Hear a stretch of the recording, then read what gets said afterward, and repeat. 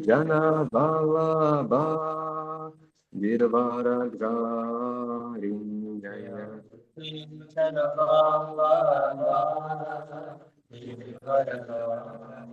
Yashodanandana Braja Janarandana Yashodanandana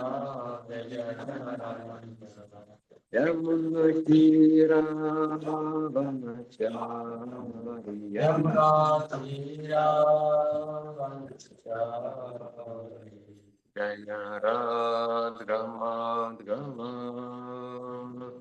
Kunjadi Harim Jaya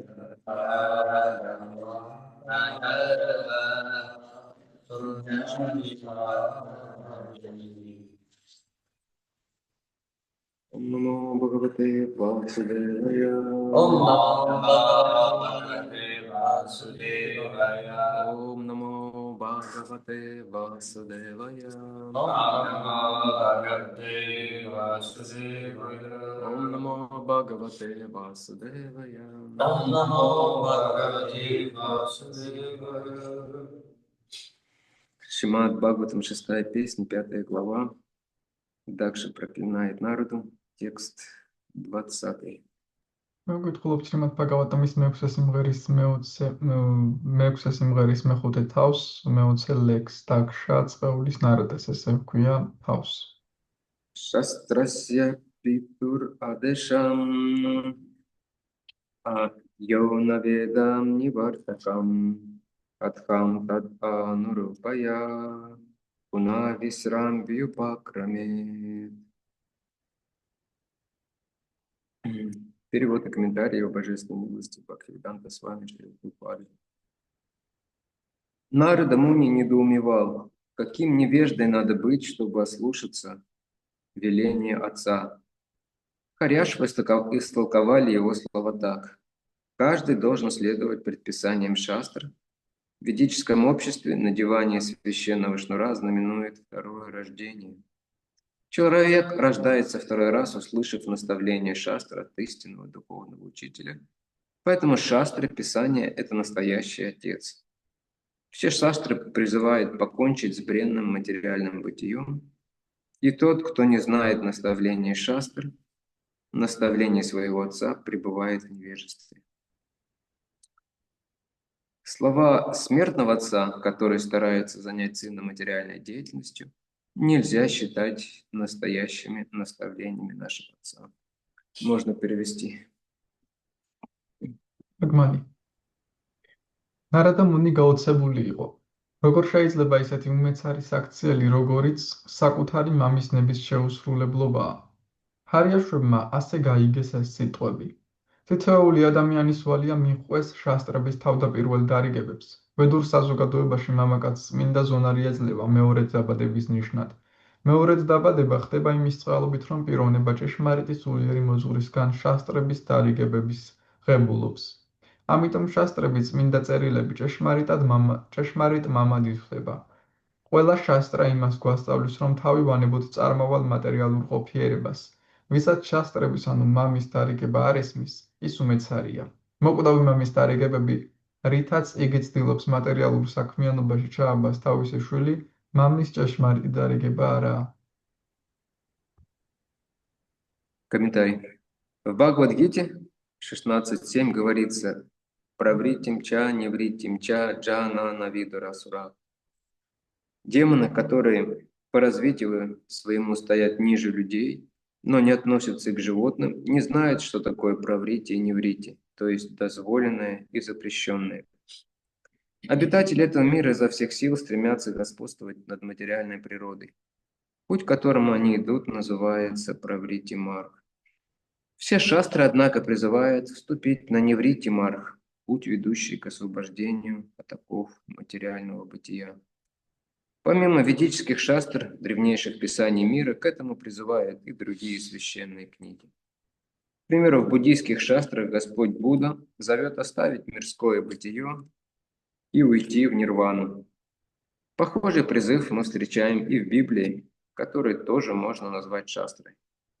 Нужно оставить суетный мир и вернуться в Царство Бога. Во всех шастрах, и особенно в ведических, мы находим одно и то же наставление – отказаться от материалистического образа жизни и вернуться к своей истинной духовной жизни. Этому учила Шанкарачарья Брахма Сатьям Джаган Митхья. Материальная вселенная или материальная жизнь иллюзорны, поэтому надо прекратить иллюзорную деятельность и постараться постичь Браман.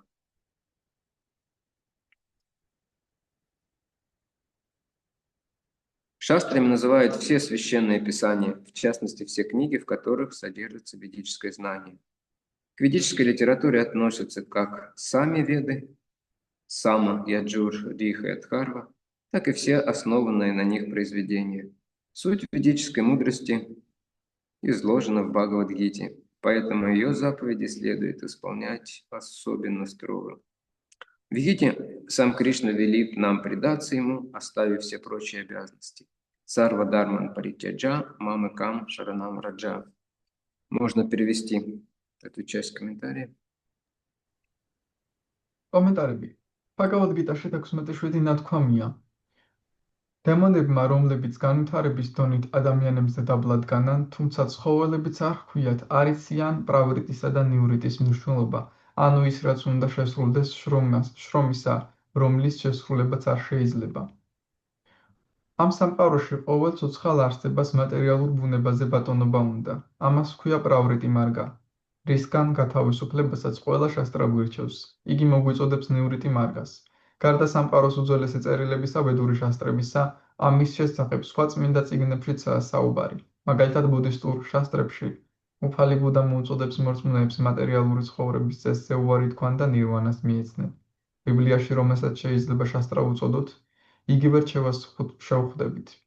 ადამიანმა უნდა დატოვოს მიწიერი ამაო ცხოვრება და ღვთის სამეფოში დაბრუნდეს. გაეცანით ნებისმიერ შასტრას, განსაკუთრებით კი ვედურს და ნახავთ, რომ ყველგან ასეთი ერთი და იგივე რჩევაა მოცემული. მივატოვოთ მიწიერი ცხოვრების წესი და დავუბრუნდეთ ჩვენს თავდაპირველ სულიერ ყოფას. ამავე დასკვნამდე მიდის შანკარაჩარიაც. ბრაჰმა სატიამ ჯაგად მითია.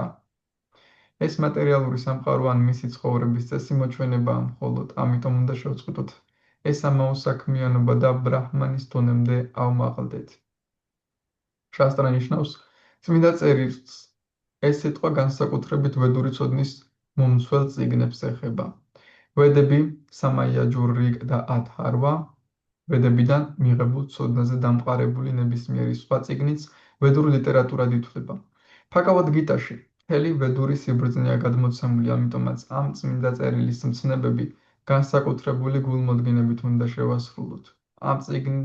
ამ წმინდა წიგნში კრიშნა პირადად გვირჩევს თავი ვანებოთ ყოველგვარი მოვალეობის შესრულებას და მივენდოთ მას. სარვადჰარმან პარიტიაჯა მამეკამ შარანამ რაჯა. Магьянатимирандасья гьянаджана шалакая чакшур унмилитам гьяна тасмай шри-гурave намаха шри чайтанья манобхиштам стхапитам йена бхутале сваям рупа када махьям дадати свападантикам ванчакалпатарубхья крипа синдубевача патитанам паванибхьо вайшнавебхьо намо намаха джай Шри Кришна Чайтанья Прабху Нитянанда Шри Адвайта Гададхара Шивасади Гора Бхактавринда Харе Кришна Кришна Кришна Харе Харе Харе Рама Рама Рама Харе Харе Нама Ом Вишнупадая Кришна Прештая Бхутале Шримате Бхактивиданта Свами Нитянамине Намасте Сарасвати Деви Гауравани Прачарине Нирвишеша Шуньявади Паштати Деви Шафари.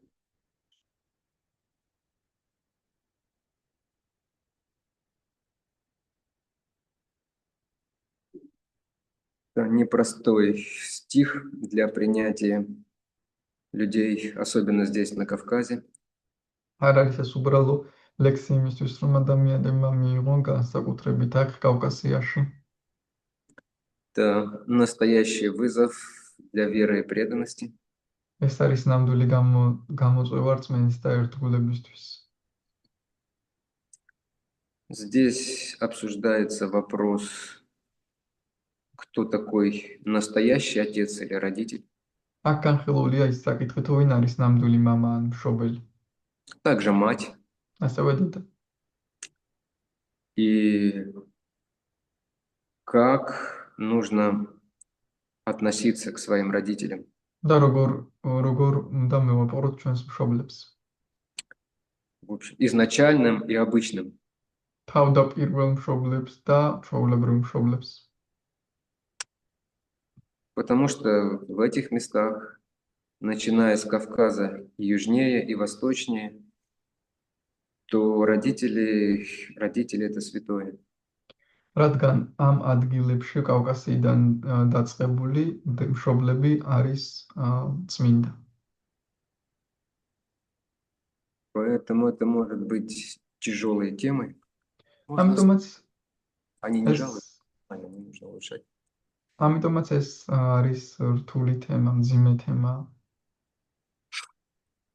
Поэтому нужно правильно понять это и применять в жизни. ამიტომაც ეს სწორად უნდა გავიგოთ და ცხოვრებაში გამოვიყენოთ. В шастрах встречаются противоречивые наставления по поводу отношения к обычным родителям. შასტრებში ჩვეულებრივ მშობლებთან მიმართებაში გვხვდება ურთიერთსაპირისპირო დარიგებები. Даже вот эта история, то есть, как мы узнаем через несколько стихов, ეს ისტორიაც კი, რასაც გავიგებთ რამდენიმე ლექსის შემდეგ, Харьяшва, они просто примут саньясу, и они даже не скажут своему папе и маме последнего прощай.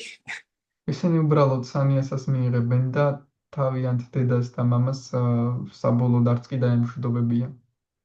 Даже не извиняться, не напишут письмо, простите, пожалуйста, но мы уходим в вашем саньясе. ბოდიშს არ მოუხდიან,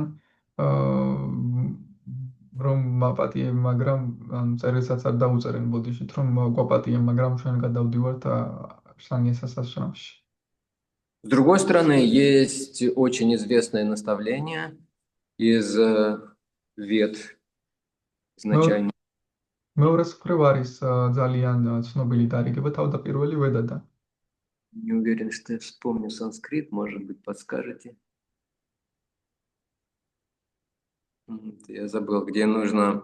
Это мантра, который дается ученику перед тем, как он, после того, как он заканчивает обучение и расстается с духовным учителем, уходит из ашрама. ეს არის მანტრა, რომელიც ეძლევა მოსწავლეს მას შემდეგ რაც ის სწავლას დაასრულებს და აშრამიდან მიდის. Да, Ачарья Дева Бавет,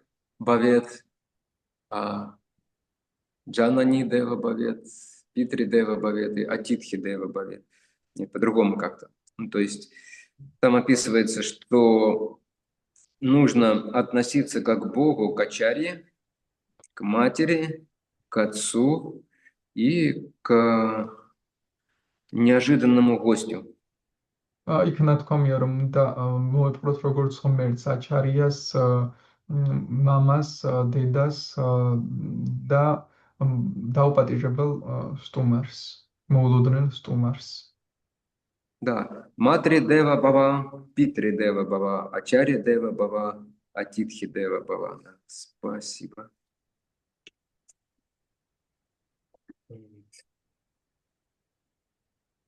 То есть почитать нужно как Бога родителей. ანუ მშობლების ღმერთივით უნდა ვწეთ პატივი. С другой стороны, говорится, что не нужно слушать родителей, если они препятствуют служению Богу. მეორეს მხრივ კი ნათქვამია, რომ მშობლებს არ უნდა უსმინო, თუ ისინი წინააღმდეგობას გიწევენ ღმერთის მსახურებაში, დაბრკოლება საჩენი. И вот, как говорится, поди разберись со всем этим. ახლა მიდი და გაერკვი ამ ყველაფერში. Вот, поэтому мы начнем потихонечку. ამიტომაც ჩვენ დავიწყებთ ნელ-ნელა. Я надеюсь, что я выживу после этой лекции. იმედი მაქვს გადავრჩები ამ ლექციის შემდეგ. И даже выживу после нее в течение недели. და მას შემდეგაც კვირის განმავლობაში. Итак, кто такие родители? Да? ვინ არიან მშობლები? 31 главе 4 песни Шримад Бхагаватам Нарада дает, тот же самый Нарада, опять же, дает наставление, но уже прочетом. მეოთხე სიმღერის 31 თავში იგივე ნარადა აძლევს დარიგებებს პრაჩეტებს. Видите, Нарада любит проповедовать большим аудиториям. ნარადას უყვარს ქადაგება დიდ აუდიტორიებს. Ну и небольшим тоже. То есть, но прочетов было 9, а Харьяшева 10 тысяч. პრაჩეტები 9 იყვნენ, ჰარიაშვები 10,000. Кстати, Харьяшу они приходили с дедушками. Да? ჰარიაშვებს ბისთვის პრაჩეტები პაპები. Видите, этот закон передачи, так это сказать, качества бавы через поколение, он работает, да? ანუ ეს კანონი ფავას თვისების თაობებზე გადაცემის მუშაობს. Прачета и Харьяшва, они стали чистыми преданными, они несли в себе один и тот же дух преданности. პრაჩეტები და ჰარიაშვები გახდნენ წმინდა ერთგულები, ისინი ერთ და იგივე სულს ატარებდნენ ერთგულებისა. Чего не скажешь про Дакшу, რასაც ვერ იტყვი დაქშას, который был как раз между ними, то есть представлял поколение между ними. რომელიც წარმოადგენდა თაობას მათ შორის ზუსტად. И там Нарада Муни говорит, что цивилизованный человек рождается 3 раза. და იქ ნარადა მუნი ამბობს, რომ ცივილიზებული ადამიანი სამჯერ იბადება. От чистых отца и матери, წმინდა მამისა და დედისგან, это первое рождение. Второе рождение, когда он получает посвящение духовного учителя, Савитри Джанма. ეს არის პირველი დაბადება, მეორე დაბადება არის, როდესაც ინიციაციას იღებს სულიერი მოძღვრისგან. Первое рождение называется Шокра Джанма. პირველ დაბადებას ეწოდება შოკრა ჯანმა. Второе это происходит при посвящении Савитри Джанма. მეორე ინიციაციის დროს ხდება სავიტრი ჯანმა. И третье, когда он получает право поклоняться Господу. Это называется Ягика Джанма. მესამე არის, როდესაც ის უფლებას იღებს, რომ ღმერთს ეთაყვანოს და ამას ეწოდება იაგიკა ჯანმა. 3 рождения цивилизованного человека есть. ამგვარად ცივილიზებულ ადამიანს აქვს 3 დაბადება. Мы на самом деле лишены даже первого вида рождения, к сожалению. ჩვენ სინამდვილეში სამწუხაროდ პირველი სახის დაბადებასაც მოკლებული ვართ. Потому что рождение, о котором говорит Нарада Муни, это не просто рождение в результате зачатия, да? Это рождение от чистых отца и матери. რადგან იმ ის დაბადება, რაზეც ნარადა მუნი საუბრობს, არ არის უბრალოდ ჩასახვის შედეგად დაბადება, აქ არის საუბარია დაბადებაზე წმინდა დედის და მამისგან. И Шрила Прабхупада объясняет, что это значит. Это значит, что родители, они следуют цивилизованной системе, и перед зачатием они проводят обряд Гарбадана Самскары. ეს პრაბჰუპადა ხსნის ამას, ეს ნიშნავს, რომ ამ დროს მშობლები ცივილიზებულ სისტემას მიყვებიან და ჩასახვის წინ გარბადანა სამსკარას რიტუალს ასრულებენ. Это предназначено для того, чтобы привести ум родителей в соответствующее состояние. ეს განკუთვნილია იმისთვის, რომ მშობელთა ჭყუა მოიყვანოს შესაბამის მდგომარეობაში. Потому что состояние ума родителей, особенно отца, оно передается ребенку.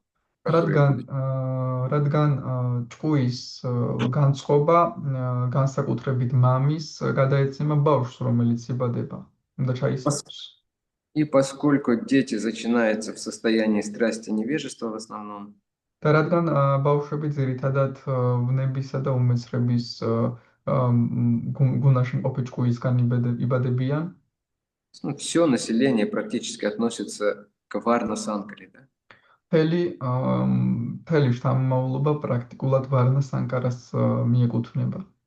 Очень странные люди, значит, ძალიან უცნაური ხალხი, с таким нравом, гнев, вожделение, да, и все прочее. უცნაური ზნეობით, ასევე ბრაზით, ვნებით და ყველა მსგავსი თვისებით. Даже у великих людей в прошлом, если что-то не так было, не в правильном состоянии ребенок зачинался, то ребенок, он нес в себе отпечаток этого неправильного сознания. წარსულ დროებშიც კი, როდესაც არასწორი ცნობიერებით იბადებოდა ბავშვი, ეს ბავშვი ატარებდა ამ ნაბეჭდს არასწორი ცნობიერების. Кто вспомнит примеры из Шримад Бхагаватам? ვინ გაიხსენებს მაგალითებს შრიმად ბჰაგავატამიდან? Это Махабхарата, да, но все равно хороший пример. მაჰაბჰარატა, მაგრამ ესეც კარგი მაგალითია. Да, Ди- когда... Дети, დიტი კაშიაპა და дети Кашьяпа. Ага, вот сначала самый древний пример, да, самый древний пример – это Дити и Кашьяпа, когда Дити была охвачена вожделением, а у Кашьяпы была смесь вожделения и гнева. ყველაზე ძველი მაგალითი არის დიტი და კაშიაპას მაგალითი, როდესაც დიტი ვნებით იყო მოცული, კაშიაპას კი ვნება და ბრაზი ერთად ჰქონდა. Родилось два замечательных парня, мы знаем. ორი შესანიშნავი бечи დაიბადა. Еще Алексей вот сказал... А? Все знают.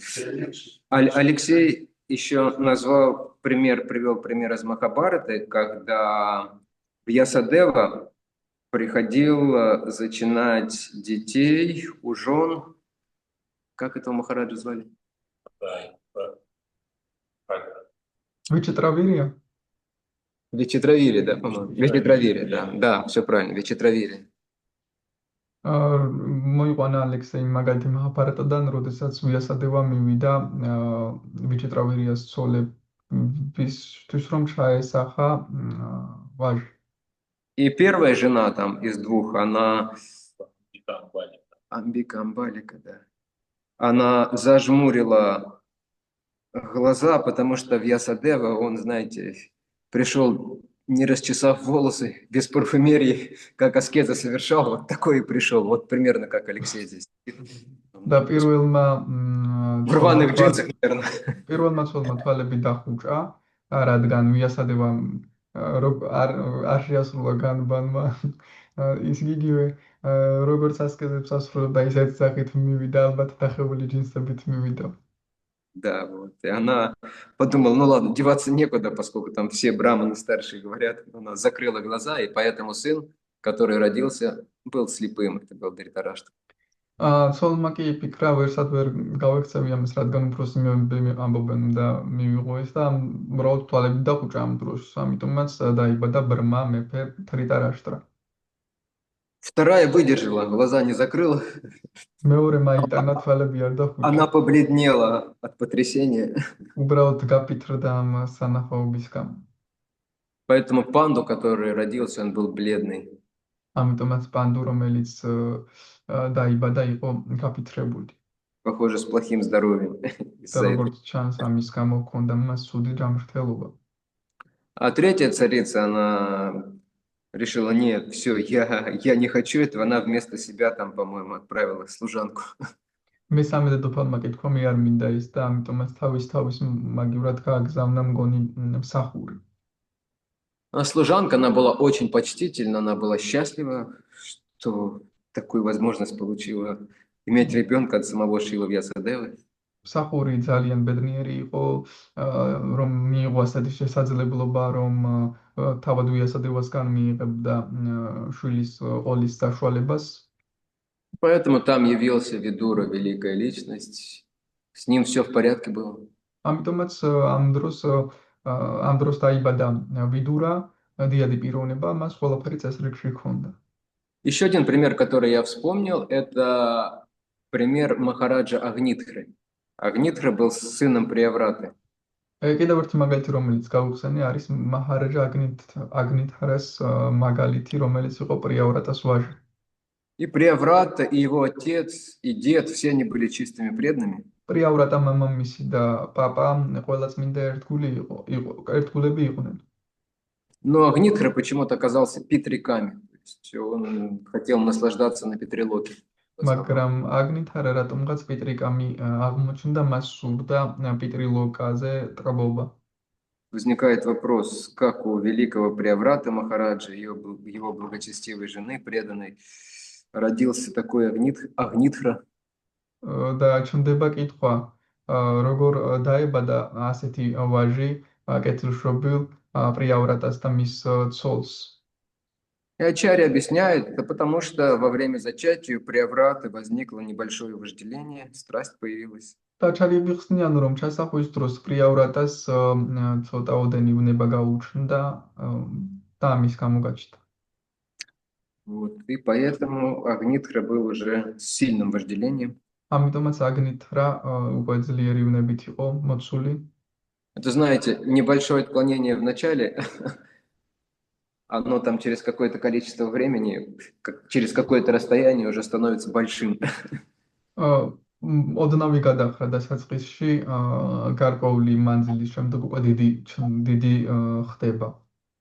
Поэтому очень важно, чтобы в жизни человека, особенно преданных, вот с самого начала у нас все было без отклонений. ამიტომაც ძალიან მნიშვნელოვანია, რომ ადამიანის ცხოვრებაში, განსაკუთრებით ერთგულების ცხოვრებაში, თავიდანვე იყოს გადახრების გარეშე ყველაფერი. Итак, и кто такие родители? А родители – это те, кто не только дают нам жизнь, ვინ არიან მშობლები? მშობლები არიან ისინი, ვინც არა მხოლოდ სიცოცხლეს გვაძლევენ, но и дают нам все остальное. არამედ სხვა დანარჩენებსაც გვაძლევენ. Что родители дают? რას გვაძლევენ მშობლები?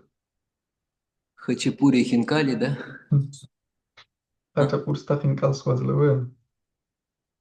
Что мы от родителей получаем? Просад. Да. Культура, воспитание. Все, вы все верно сказали. Элементарное, самое элементарное на грубом уровне мы получаем пищу и защиту, да? უხარშ დონეზე ყველაზე ელემენტარულს ვიღებთ საკვებს და დაცვას. На более уже таком, так сказать, более высоком уровне мы получаем образование и воспитание. უფრო მაღალ დონეზე ვიღებთ განათლებას და აღზრდას. И на самом высоком уровне мы получаем любовь. ყველაზე მაღალ დონეზე კი ვიღებთ სიყვარულს. То есть, но если разобраться, откуда все это идет, მაგრამ რომ откуда мы გავერკვეთ, получаем жизнь и все остальное, მაგრამ რომ გავერკვეთ, საიდან მოდის ეს ყველაფერი, საიდან ვიღებთ ცხოვრებას და ყველაფერ დანარჩენს, Господь является источником жизни, причем единственным. უფალია ცხოვრების ერთადერთი წყარო. И всего остального тоже, то есть защиты, обеспечения, знания и источником любви. და ასევე ყველაფერ დანარჩენის დაცვის, ყველანაირი სიყვარულის წყარო, ზრუნვის წყარო. Кришна постоянно говорит «Ахам биджа прадапитах», კრიშნა ყოველთვის ამას ამბობს. причем для всех живых существ, отец, дающий семя. Да? ის ამბობს, რომ ყოველი ცოცხალი არსებისთვის არის маმა, რომელიც აძლევს თესლს.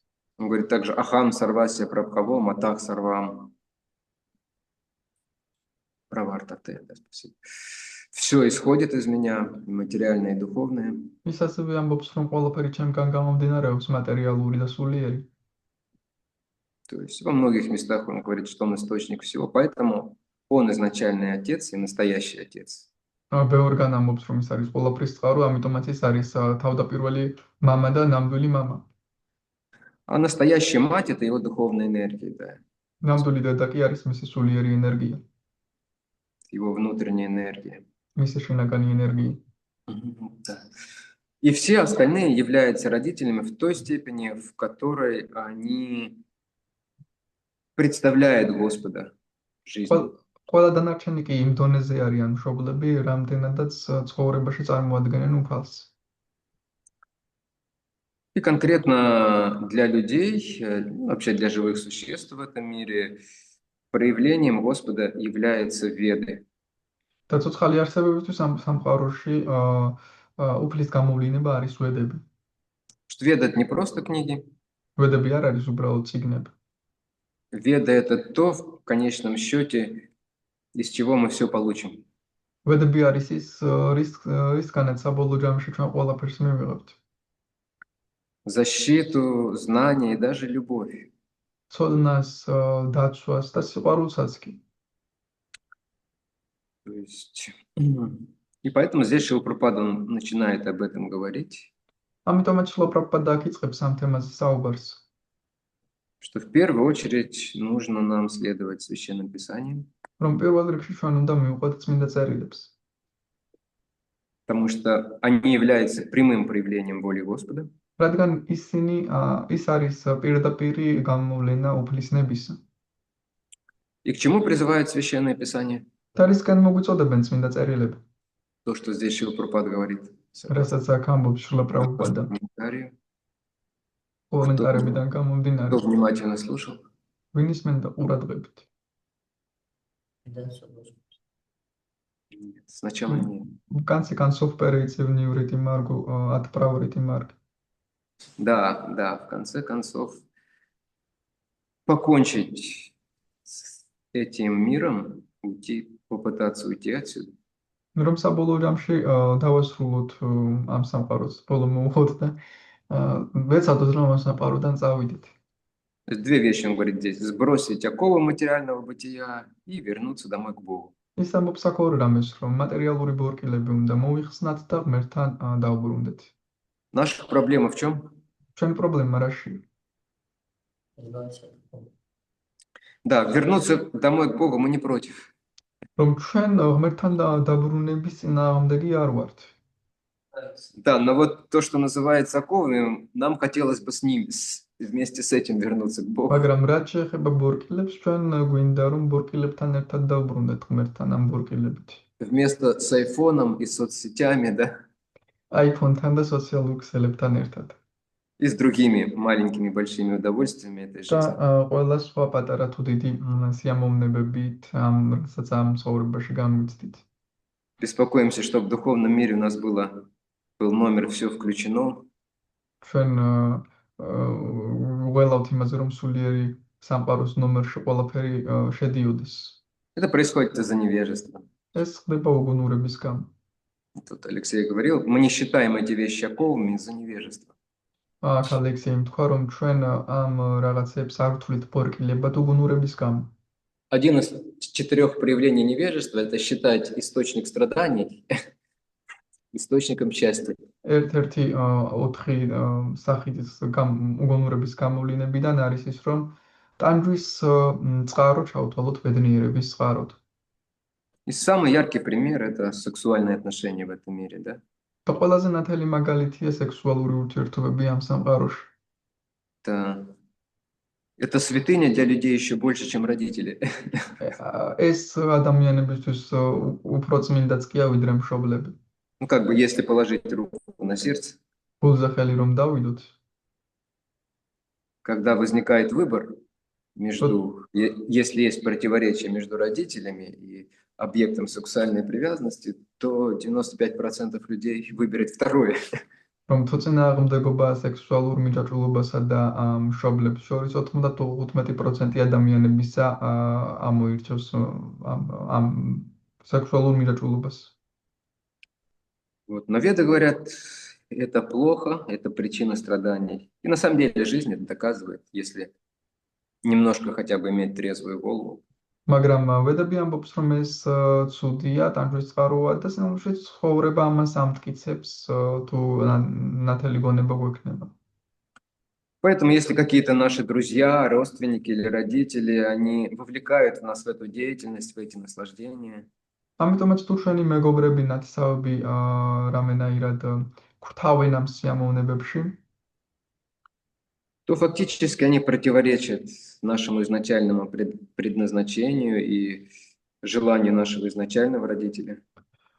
ისინი ფაქტიურად ეწინააღმდეგებიან ჩვენი თავდაპირველი მშობლების სურვილს. И поэтому разумный человек, как вот Харьяшва и многие другие, они в этом случае делают выбор. ამიტომაც გონიერი ადამიანები, როგორებიც არიან ჰარიაშვები და ბევრი სხვა, ამ შემთხვევაში აკეთებენ არჩევანს, То есть в пользу наставления вед или духовного учителя, через которого эти веды предстают.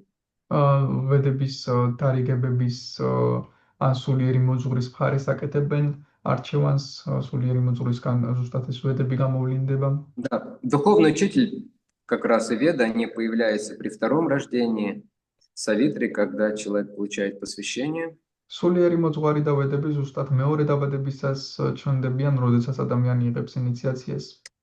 В ведической культуре это означает вот это вот получение браманского шнура и начало изучения вед. Это считается вот этим. ვედურ კულტურაში ეს ითვლება ბრაჰმანური ზონრის მიღებით და წმინდა წერილების შესწავლით იწყება. А третье получение или ягика, это когда уже благодаря служению духовному учителю человек развивает все браманические качества. მესამე სახის დაბადება იწყება უკვე მაშინ, როდესაც სულიერი მოძღვრის წყალობით ადამიანი ივითარებს ბრაჰმანულ თვისებებს. И он может начать по-настоящему поклоняться Господу. და მას შეუძლია დაიწყოს ნამდვილად ეთაყვანოს უფალს. Его пускают на алтарь. მას უშვებენ ალტარზე. Но Шиша Горинтай, конечно, они особо милостивые. მაგრამ შრიშტ გოურანიტაი, რა თქმა უნდა, განსაკუთრებული მოწყალეები არიან. Как Вацлав Прабху говорит, на алтарь они пускают даже ежей, чижей и пингвинов. როგორც ვაცალა პრაბჰუ ამბობს, ალტარზე ისინი უშვებენ ზღარბებს და პინგვინებსაც. То есть, какие у нас браманические качества, и мы уже лично служим Господу. რა ბრაჰმანული თვისებები გვაქვს საერთოდ ჩვენ და ამ დროს უკვე პირადად ვემსახურებით უფალს. Это особая милость, и это нужно очень ценить. ეს განსაკუთრებული წყალობაა და ძალიან უნდა დავაფასოთ. То, что мы слушаем о играх в 10-й песне, это тоже очень возвышенная вещь. А 10-й песни вообще. ეს რომ ვისმენთ საერთოდ გართობებს მეათე სიმღერიდან, ესეც საერთოდ ძალიან ამაღლებული რამეებია. Вот таким образом человек возвышается в этой жизни. ამგვარად მაღლდება ადამიანი ამ ცხოვრებაში. Дальше Прабхупада говорит, каждый имеет родителей. შემდეგ შილა პრაბჰუპადა ამბობს, რომ ყველას აქვს მშობლები, ყველას ხავს. То есть в этом нет никаких проблем, это не какое-то особое достижение. ამაში არანაირი პრობლემა არ არის, არანაირი დიდი მიღწევა ეს არ არის. Даже у кошек и собак они есть. კატებს და ძაღლებსაც ხავთ მშობლები. Вот. Но обрести связь с духовным учителем и прямую связь с Господом – это редкая вещь. მაგრამ მოიპოვო კავშირი სულიერ მოძღვართან და პირდაპირი კავშირი უფალთან ეს იშვიათი რამ არის. А если нам повезло, то нужно с особым трепетом и вниманием относиться к наставлениям этих родителей. და თუ გაგვიმართლა გულის ფანცხალით და დიდი ყურადღებით უნდა მოვეპყროთ ამ მშობლების დარიგებებს. Вот. Итак, в идеальном случае, когда все наши родители, и духовные, и материальные, они помогают нам двигаться в одном направлении. იდეალური შემთხვევა მაშინ არის, როდესაც ჩვენი მატერიალური და სულიერი მშობლებიც გვეხმარებიან, რომ ერთ და იგივე მოძრაობით ვიმოძრაოთ. В идеальном случае, особенно в Кали-югу, встречается редко. მაგრამ იდეალური შემთხვევა განსაკუთრებით კალი-იუგაში იშვიათად გვხდება.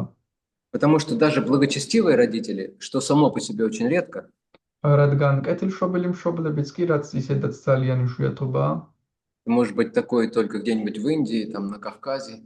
შეიძლება ასეთი რამ იყოს სადმე ინდოეთში ან კავკასიაში. В России и дальше на запад и на север это большая редкость. რუსეთში და კიდევ ჩრდილო დასავლეთით ძალიან იშვიათობაა ეს. Но даже если родители благочестивые, То есть они хотят, чтобы дети не грешили, მაგრამ თუნდაც მშობლები იყვნენ ეგეთი მშობლები და მათ სურდათ, რომ მათმა შვილებმა ცოდები არ ჩაიდინონ. но вот чтобы дети предавались Господу, ну, это уже слишком. მაგრამ ის რომ ბავშვები ღმერთს მიენდონ, ეს უკვე ნამეტანია. Они допускают такую идею, ну, может быть, когда дети состарятся уже, когда нас не будет, тогда вот. ისინი უშვებენ Могут ასეთი поменяться тогда. ისინი უშვებენ ასეთი იდეას, როცა აი ბავშვები დაბერდებიან. Я уже не пострадаю тогда из-за их преданий. ჩვენ უკვე აღარ ვიქნებით, რომ დაბერდებიან, მაშინ კი ბატონო შეიძლება მიანონ, მე აღარ დავიტანჯები მათი მინდობის გამო. Шрила Прабхупада просил своих духовных братьев, грехастых. შრილა პრაბჰუპადა თხოვდა თავის გრიჰასთა სულიერ ძმებს. Причем он таким грехасткам обращался, у которых было много детей, там 4, 5 и больше. თანაც ისეთ გრიჰასტებს, რომლებსაც ბევრი бавშვები ყავდათ 4-5 და მეტი. Он говорит, у вас и так много, дайте мне одного, я из него сделаю настоящий брамачари. Вам же потом лучше будет, это ж такое благочестие. Если сын становится саду, это неимоверное благочестие. ამდენი შვილი ყავთ, ერთი შვილი მომეცეთ და მე ბრაჰმაჩარს გავხდი მისგან. ეს და თქვენ სიკეთეს მიიღებთ ამისგან, როცა შვილი ბრაჰმაჩარი. Они преданные были. მინდა ადამიანი Ники бхактисиданта ბევრ სიკეთეს იღებს მშობლებიც ამისგან. Но они под разными предлогами говорили, ну, с вами же, ну, понимаете, вот у нас особый случай. მაგრამ ისინი სხვადასხვა მიზეზებით ეუბნებოდნენ, სვამიჯი გესმით, ჩვენ განსაკუთრებული შემთხვევა გვაქვს. Может быть, вам у этих вот спросить лучше. Одного იქნება сына. აი ამათ კითხოთ ერთი შვილი ამათ მოგცენ იქნება. Так, то есть это говорит о том, что преданные еще материалистичные, да? ეს საუბრობს მეტყველებს იმაზე, რომ ერთგული ჯერ კიდევ მატერიალისტია. Здесь возникает еще один момент, когда преданный, он отказывается исполнять какие-то желания и наставления своих родителей, но отказывается ради более возвышенных вещей, не из-за лени, не из-за вожделения, а из-за удовлетворения Господа. აქ შეიძლება კიდევ ერთი რამ, როდესაც ერთგული უარს ამბობს, რომ მიყვეს თავისი მშობლების მითითებებს, მაგრამ ეს ბრაზის დაავნების გამო კი არ ხდება, ეს იმის გამო ხდება, რომ ღმერთი დააკმაყოფილოს უმაღლესი მიზნის გამო. Он в этом случае принесет своим родителям гораздо больше пользы, чем если бы последовал их наставлениям или советам. ამ შემთხვევაში ის მშობლებს ბევრად უფრო მეტ სიკეთეს მოუტანს, ვიდრე მაშინ თუ მათ რჩევებს მიყვებოდა. Потому что все наши родственники, они разделяют с нами результаты наших духовных заслуг. რადგან ჩვენი ყველა ნაცავი ინაწილებს ჩვენი სულიერი დამსახურებების შედეგებს. Духовные заслуги, они вечные. სულიერი დამსახურებები კი მარადიული. И они приносят человеку подлинное, настоящее счастье. და მათ მოაქვთ ადამიანისთვის ნამდვილი ბედნიერება. Если человек что-то сделает для своих родителей, чтобы удовлетворить их чувства, какие-то прихоти, ну, это как бы хорошо, но с духовной точки зрения благо это не принесет. Это не защитит их от смерти. თუ ადამიანი თავის მშობლებს რაღაც მატერიალურ სიკეთეებს აძლევს, კარგია, მაგრამ სულიერი თვალსაზრისით ეს მათ სიკეთეს არ მოუტანს, მაინც იგივენაირად მოკვდებიან. Поэтому, если мы действительно любим своих родителей, да, мы будем следовать по пути, который дает нам гуру, вайшнавы. ამიტომაც თუ ჩვენ ნამდვილად გვიყვარს ჩვენი მშობლები, მივყვებით გზას, რომელსაც გვაძლევს გურუ და ვაიშნავები. Но здесь возникает вопрос, как это правильно делать теперь? მაგრამ აქ ჩდება კითხვა, როგორ გავაკეთოთ ეს სწორად? То есть, потому что следовать указанию Господа, это не значит, что пренебрегать своими обычными родителями. რადგან უფლის მითითებების მიყოლა არ ნიშნავს, რომ უგულვებელყოფთ ჩვენი ჩვეულებრივი მშობლების დარიგებებს. То есть, преданные в любом случае сохраняют уважение и благодарность к своим родителям. ერთგული ნებისმიერ შემთხვევაში ინარჩუნებს პატივისცემასა და მადლიერებას თავისი მშობლების მიმართ. Немножко по-разному это проявляется. ეს ცოტა სხვადასხვაგვარად ვლინდება. Например, если родители действительно чистые и преданные, если родители чистые и преданные, то это вообще вот идеальный случай. მაგიდა თუ მშობლები წმინდა ერთგულები არიან, ეს საერთოდ იდეალური შემთხვევაა. Мы можем вспомнить два примера, по крайней мере, я вспомнил из читания Лилы. ორი მაგალითი გამახსენდა ჩაიტანია ლილადან. Когда Господь говорил своим преданным, служи своим родителям, тебе не нужно никуда уходить, не нужно ко мне идти, служи своим родителям, вот, пока они не оставят этот мир. როდესაც უფალი ეუბნებოდა თავის ერთგულებს, ემსახურე შენს მშობლებს, მე არ მინდა რომ ჩემთან წამოყვიდე, უბრალოდ ემსახურე ჩემს მშობლებს, სანამ არ დატოვებენ ისინი ამ სამყაროს. Это два случая Рагунатхи Бхатта Госвами и Гопала Бхатта Госвами. ეს ორი შემთხვევა ეხება რაგუნათა ფატა გოსვამის და გოპალ ფატა госвамის. И там родители были чистые и преданные. ორივეგან მშობლები იყვნენ წმინდა ერთგულები. И Господь велел служить им до того момента, пока они не оставят тело, не дадут благословений, тогда все, принимай саньясу, иди во Вриндаван там, или иди ко мне в Джаганатхапури. და უფალმა და ამიტომაც უფალი ეუბნებოდა, ემსახურე მათ ჯერ არ მიიღო სანიასა, ჯერ არ წამოხვიდე ჩემთან, ემსახურე სანამ ისინი არ დატოვებენ სხეულს. Но в случае Рагунатхи Даса Госвами было немного по-другому. მაგრამ რაგუნათა დასა გოსვამის შემთხვევაში ცოტა სხვაგვარად იყო ყველაფერი. Вот его родители как раз это больше напоминает случай Дакши. მისი მშობლები უფრო დაქშას შემთხვევას გვახსენებს. Супер благочестивые люди, სუპერ კეთილშობილი ადამიანები, но очень сильно привязанные к богатству, видно, к комфорту, к роскоши. მაგრამ ძალიან მიყვნენ მიზოჭულები სიმდიდრეს, კომფორტს. И они хотели, чтобы Рагунатха, их единственный сын, он был таким же, продолжил семейную традицию. მაგრამ მათ სურდათ რომ რაგუნათა მათი ერთადერთი ვაჟი იგივენაირი ყოფილიყო და გაეგრძელებინა ოჯახური ტრადიცია. Причем они очень сильно уважали Господа Чайтанья, они очень сильно почитали Харидаса Такура, да. Они жертвовали всем браманам и вайшнавам. ისინი ძალიან პატივსცემდნენ უფალ ჩაიტანიას, ჰარიდას თაკურას, სწირავდნენ თავიანთ ქონებას ბრაჰმანებს, ვაიშნავებს. Если бы здесь были такие, у нас бы здесь уже такое храмище бы, наверное, было. С золотыми куполами. აქ რომ ასეთი იყოს, ალბათ ტაძარი ოქროს სვეტებით გვექნებოდა. И Харидас Такур, Господь Чайтанья, они как бы были уважительные с родителями Рагунатхи Даса Госвами. Рагунатха с мшоблеби пативис, то есть можете повторить, я вылетел из головы. И Господь Чайтанья и Харидас Такур, они внешне были очень уважительны с родителями Рагунатхи Даса Госвами. უფალი ჩაიტანია და ჰარიდას თაკურა გარეგნულად რაგუნათა დას გოსვამის მშობლების მიმართ ძალიან პატივისცემით იყვნენ, განწყობილი. Но когда Рагунат Дас все-таки вырвался и пришел к Господу Чайтанья в Джаганатхапури, მაგრამ როდესაც რაგუნათა დას მაინც გამოიქცა მშობლებს და მივიდა უფალი ჩაიტანიასთან ჯაგანათაპურიში, Господь Чайтанья сказал: твой отец и дядя, они как большие жуки в навозной кучке. უფალმა ჩაიტანიამ უთხრა, შენი მამა და ბიძია დიდი ხოჭოებივით არიან. То есть навоз, в принципе, то есть это какая-то благочестивая вещь, да? ნაკელი კეთილშობილი რამ არის? Это не общественный туалет, это коровий навоз. ეს არის საზოგადოებრივი ტუალეტი, ძროხის ნაკელზე. Вот они такие гордые жуки, которые сидят на этой горе благочестия. ისინი არიან ასეთი ამაყი ხოჭოები, რომლებიც ზიან ამ კეთილშობილების მთაზე.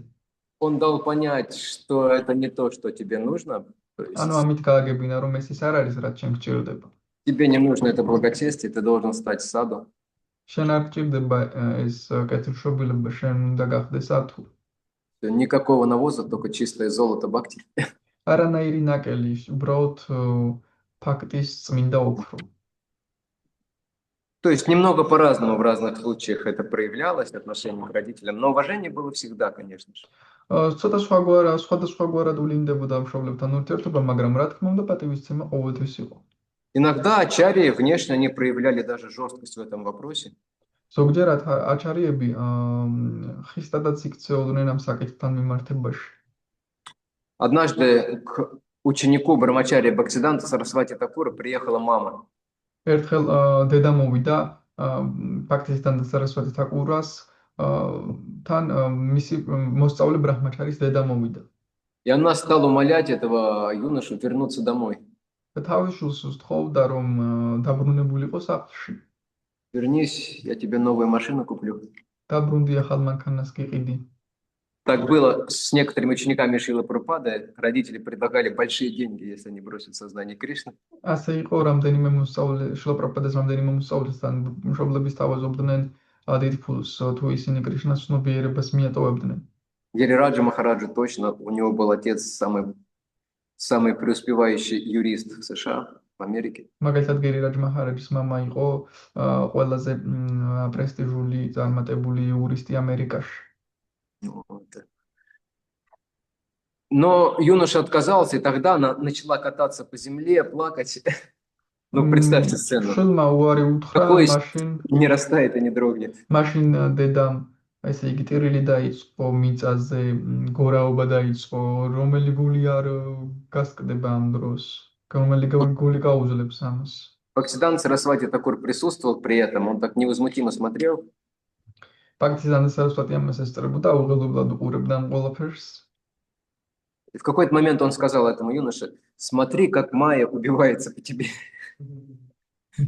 რაღაც მომენტში ამ ყმაწვილს უთხრა, შეხედე მაია თავს როგორი კლავს შენ გამო. Что интересно, на бенгале слово «майя» может означать как мать, так и материальную энергию. საინტერესო ის არის, რომ ბენგალიაში მაია Ешода Майи, да? შეიძლება აღნიშნავდეს როგორც მამას, ისევე მატერიალურ ენერგიასაც. Особенно на бенгале это используется. როგორც დედას. როგორც დედას კი. Это обращение. განსაკუთრებით ბენგალიაში გამოიყენება ეს.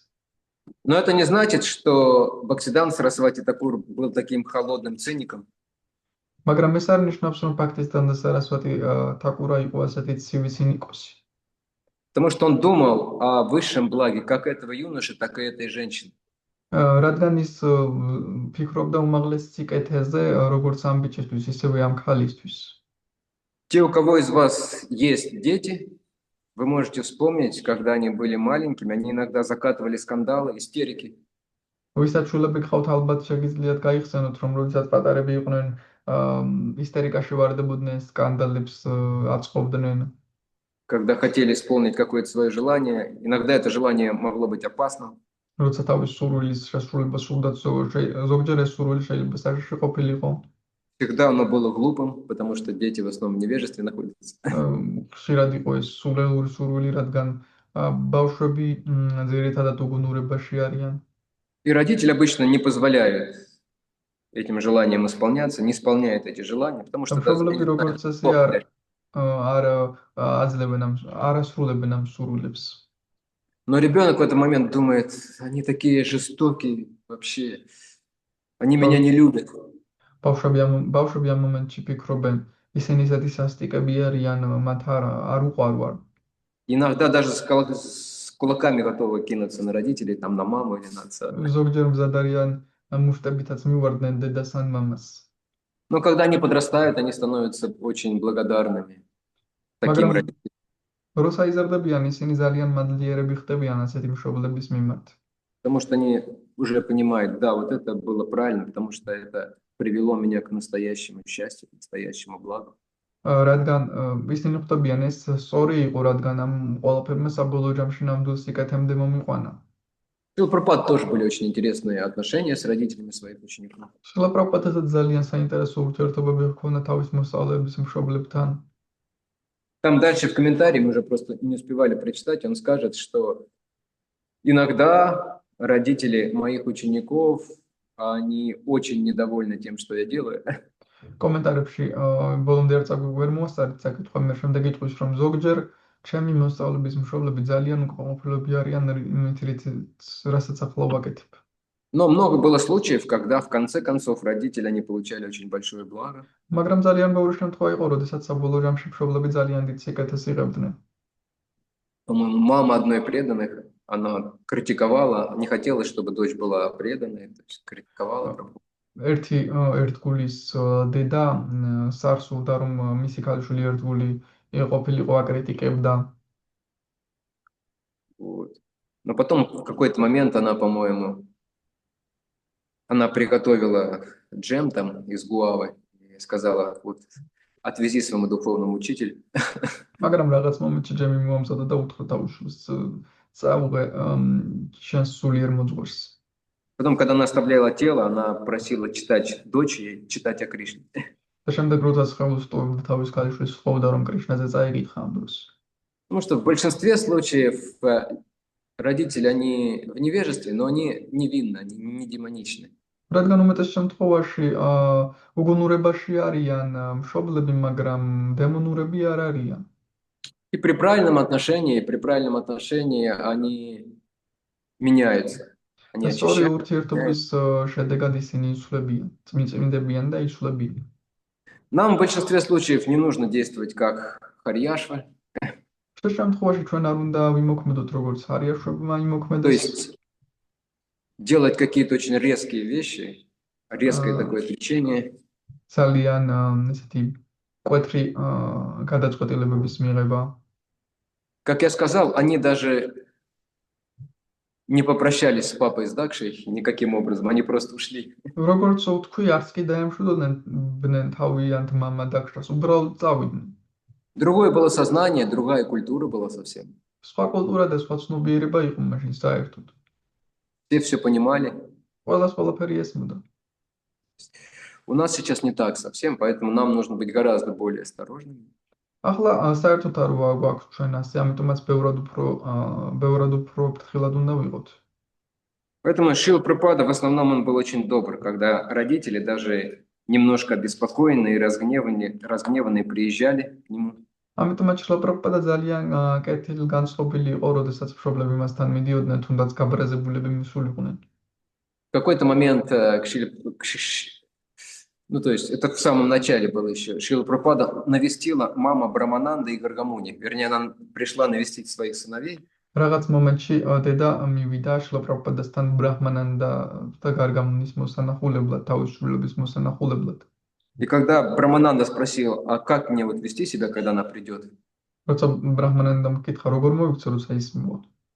Он сказал, ну она мать, ты ей должен поклониться. შრილა პრაბჰუპადამ უთხრა, რომ ის დედა შენია და თაყვანი უნდა სცი. Вот. И он так и сделал, მან ასე გააკეთა. но, похоже, стало только хуже. Ей это не понравилось. კონი უარესი მოხდა, მას ეს არ მოეწონა. Это, видите, отличие ведического воспитания в благости, ведической культуры от современной западной в страсти и в невежестве. ეს განსხვავდება ვედური აღზრდისგან დასავლური აღზრდა ამით განსხვავდება ზუსტად. Которая основана на отвержении авторитетов в общем, в целом, в принципе. რომელიც დაფუძნებულია ავტორიტეტების უარყოფაზე საერთო ჯამში. Потом Прабхупада стал рассказывать, я забочусь о них, посмотрите, какие они хорошие. შემდეგ პრაბჰუპადა უყვებოდა, მე მათზე ვზრუნავ, ნახეთ როგორი კარგები არიან. Они действительно были хорошие, особенно Брамананда. ისინი ნამდვილად კარგები იყვნენ, განსაკუთრებით ბრაჰმანანდა. Был такой большой, полный. დიდი სული. Посмотрите, они не худые. ნახეთ, არ არიან გამხდარები. Маме же важно, очень важно, как ребенок кушает. დედისთვის მნიშვნელოვანია როგორ ჭამს შვილი. Если он хорошо выглядит, то мама спокойна. თუ კარგად გამოიყურება, დედა მშვიდადაა. Вот. Потом он поблагодарил ее и сказал, а поскольку ваши дети здесь, вы можете что-то пожертвовать нам на общество. შემდეგ მადლობა გადაუხადა და უთხრა, რადგან თქვენი ბავშვები აქ არიან, შეგიძლიათ რაიმე შემოწიროთ საზოგადოებისთვის. И тут она не выдержала. Я уже вам двоих пожертвовала. მან ვეღარ მოიწმინა და უთხრა, მე უკვე ორი შვილი შემოგწირეთ. Шрила Прабхупада сказал, ну, в принципе, хорошо, да. და პრაბჰუპადა უთხრა, პრინციპში კარგია კი ეგეთ, სულ გააკეთე. Это на самом деле хитрая тактика Прабхупады. ეს ნამდვილში არის ესეთი ტაქტიკა პრაბჰუპადასი. Он всегда просил больше, заведомо больше, чтобы, по крайней мере, человек на чуть меньше согласился и был спокоен. შრილა პრაბჰუპადა ბევრად მეტს ითხოვდა ხოლმე, რომ ადამიანი როგორც სულ ცოტა უფრო მცირეზე მაინც რომ დათანხმებულიყო და დამშვიდად მიეცა ის მცირე მაინც.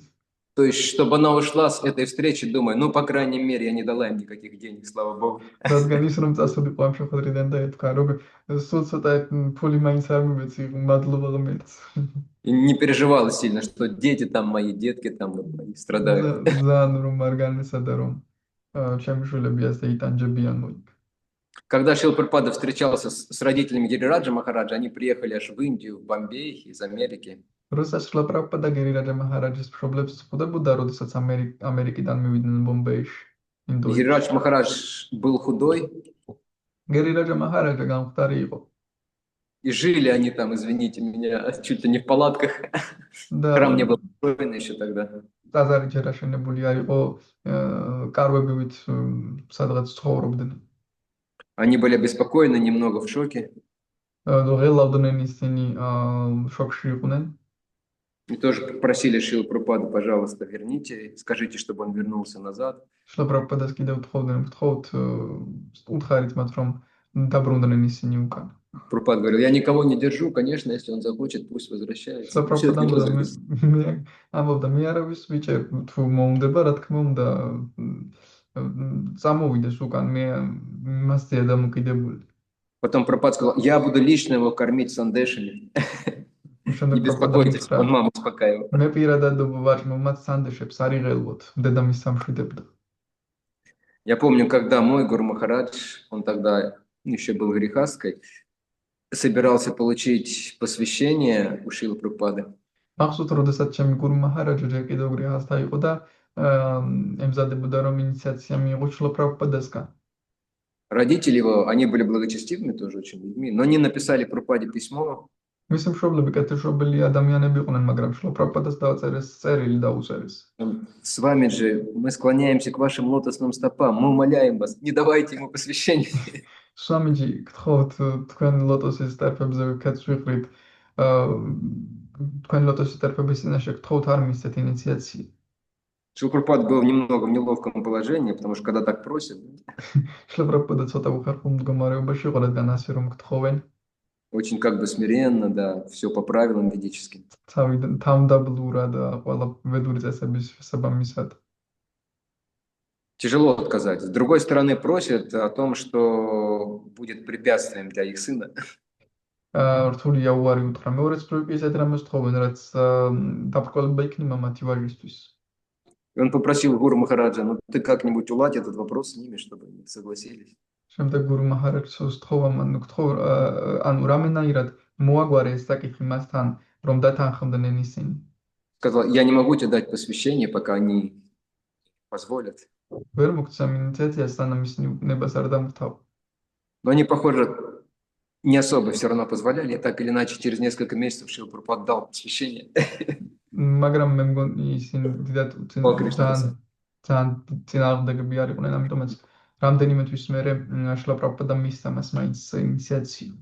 Да, он еще в письме ему написал, ну, хорошо, что ты так честен и открыт с родителями, но, может быть, не стоит им сообщать о всем, что происходит у тебя в духовной жизни. ანუ მშობლები მაინც წინააღმდეგები არ მისცეს ამის შემდეგ უფლება, ამიტომაც მაინც მისცა ინიციაცია და უთხრა, შეგიძლია მშობლებს დიდად არ უთხრა ხოლმე, რაც შენ სულიერ ცხოვრებაში ხდება. И там была такая фраза, Шрила Прабхупада, иначе я не знаю, что делать. და ესეთი ფრაზა იყო შრილა პრაბჰუპადა და სხვაგვარად არ ვიცი უკვე რა გავაკეთო. То есть мне нужно давать тебе посвящение, а они там меня слезно умоляют не делать этого. ინიციაცია უნდა მოგცე და ისინი ცრემლებით მევედრებიან, რომ ეს არ გავაკეთო. Это на самом деле тест на нашу веру, на нашу искренность. ეს ნამდვილში არის ტესტი ჩვენი რწმენის, ჩვენი გულწრფელობის. То есть, с одной стороны, мы решительны. ერთის მხრივ ჩვენ შეუპოვრები ვართ. Это первое качество саду или преданного. ეს არის პირველი თვისება სათუსიან ერთგულის. Об этом Господь Капила говорит в 25 главе 3 песни, когда он описывает саду. Кто такой саду святой? ამაზე საუბრობს უფალი კაპილა მესამე სიმღერის 25 თავში, როდესაც ის ამბობს თუ ვინ არის სათუ წმინდანი. И стих, который описывает Сварупа Лакшана, саду, то есть его глубинную основную причину, და ლექსი, რომელიც აღწერს სვარუპა ლაქშანას, ანუ მის შინაგაღრმა მიზეზს, он очень жестко звучит. ძალიან მკვეთრად ჟღერს. Он звучит так, что ради служения мне саду готов разорвать все узы, связывающие его с этим миром, будь то дружеские, родительские и так далее. ჟღერს ასე რომ ჩემი მსახურებისთვის სათუმზდა და ყველანაირი კავშირები გაარღვიოს ამ სამყაროსთან ეს იქნება მეგობრული, მშობლიური თუ და ასე შემდეგ. Но с другой стороны, стих, который этому предшествует, очень известный. მეორეს მხრივ ამ ლექსის წინ რა ლექსიც არის ძალიან ცნობილია. Титикшева короника хасу, крида сарва дехинама, джата шатрава шанта, садава саду бушина. Что сада очень терпелив, милосерден, мягок, всеми лучшими обладает. ამ ლექსში ნათქვამია რომ სათუ არის ძალიან მომთმენი, მოწყალე, კეთილშობილი, რბილი გულის. Это значит, что когда настоящий преданный принимает какие-то сложные решения, вот, все равно его сердце продолжает оставаться мягким и любящим по отношению к другим людям. ეს ნიშნავს, რომ როდესაც ერთგული იღებს რთულ გადაწყვეტილებებს, მისი გული მაინც რბილი და მოსყვარულე რჩება სხვა ადამიანებთან მიმართებაში. Это идеальное сочетание, ეს არის იდეალური ურთიერთშეწყობა. идеальный рецепт, которому нам стоит пытаться следовать. იდეალური რეცეპტი, რომელსაც გვიღირს რომ ვესადოთ რომ მივყვეთ. Харе Кришна. ჰარე კრიშნა. მადლობა ყველას.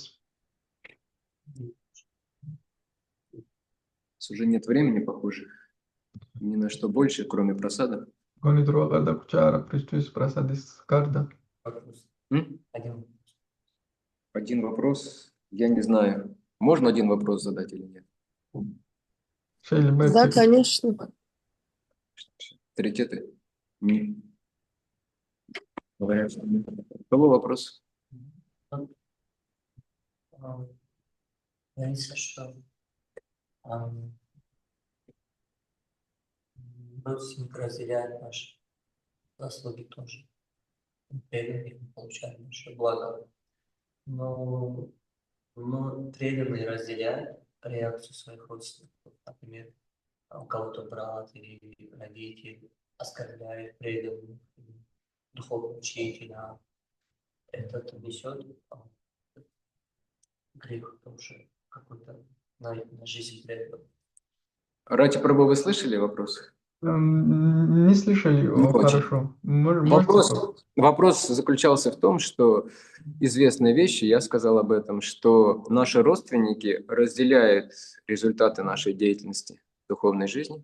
შეკითხვა მდგომარეობს იმაში, რომ ჩვენი ნათესავები, ჩვენი სულიერი საქმიანობების ნაყოფებს ინაწილებენ. С другой стороны, возникает вопрос, а разделяет ли преданный результаты деятельности своих родственников? მეორეს მხრივ ჩდება კითხვა, ერთგული თუ იზიარებს თავისი ნათესავების ქმედებების შედეგებს. Как, например, у Бали Махараджа был братец. მაგალითად ბალი მაჰარაჯას ჰყავდა ძმა. Демон демоном. დემონი. История, как Нарада Муни пришел ему проповедовать и еле убежал. ეს იყო ისტორია, როდესაც ნარადა მუნი მივიდა მასთან საკადაგოდ და გაიქცა ის. И убегая, он крикнул этому братцу: в самый сложный момент ты должен подумать о том, какое общение, какое благо приносит даже секунда общения с чистым преданным, и убежал. და შემდეგ როცა გარბუდაებნებოდა, შენ უნდა ყველაზე რთულ მომენტში უბრალოდ გაიხსენე ის თუ რა სიკეთე მოაქვს ერთი წამით წმინდა ერთგულთან ურთიერთობას მაინც და შემდეგ გაიქცა.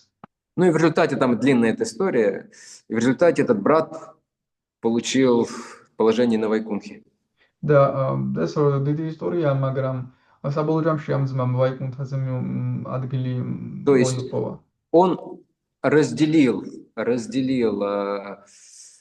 благо от практики Бали Махараджа. ანუ მან გაინაწილა სიკეთე ბალი მაჰარაჯის პრაქტიკიდან. Но с другой стороны, Бали Махарадж явно не получил его грехов. მაგრამ მეორეს მხრივ ბალი მაჰარაჯამ ნამდვილად არ მიუღია მისი ცოდვები.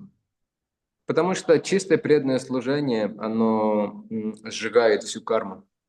რადგან წმინდა ერთგული მსახურება წვავს ყველა კარმას. Всю карму, все результаты всей материальной деятельности. ყველანაირი მატერიალური საქმიანობების შედეგებს. В то время как результаты духовной деятельности сжечь невозможно, да, поэтому родственники получают. მაშინ როდესაც სულიერი საქმიანობების ქმედებებს ვერ დაწვა, ამიტომაც ნათესავები იღებენ ამას. Немножко сложность возникает, когда возникает оскорбление. უბრალოდ მაშინ ხდება საქმე რთულად, როდესაც შეურაცხყოფები ჩდება. Потому что есть много утверждений, что если кто-то совершает оскорбление, то страдает весь род и вся семья. რადგან ბევრი ტკიცებაა იმის შესახებ, რომ თუ ვინმე შეურაცხყოფებს ჩადის, მთელი საგვარეულო და მთელი ოჯახი იტანჯება ამის გამო. Даже вся деревня или все место, все поселение, где этот оскорбитель живет. მთელი სოფელი, მთელი დასახელებაც კი, სადაც ეს შეურაცხყოფელი ცხოვრობს. Это известный пример Рамачандра Кана, который оскорбил сначала Хариdas Тхакура, потом Нитянанду Прабху с его преданными. რამაჩანდრა ქანის ცნობილი მაგალითია, როდესაც ჯერ სначала кого оскорбил? Сначала Харидас Тхакура, подсылая к нему проститутку, ჯერ ხარიდას თაკურა შეურაცხყოფა, რადგან მასთან გაგზავნა მსუბუქი ყოფაქცევის ქალი и возводя на него клевету, очерняя его. და ასევე გაშავება და მას ჭორაობა და გაშავება დაიწყო. А потом они чуть позже же и Нитянанду Прабху с его спутниками оскорбили. შემდეგ კი მან შეურაცხყო ნიტიანანდა პრაბჰუ თავის თანამგზავრებთან ერთად.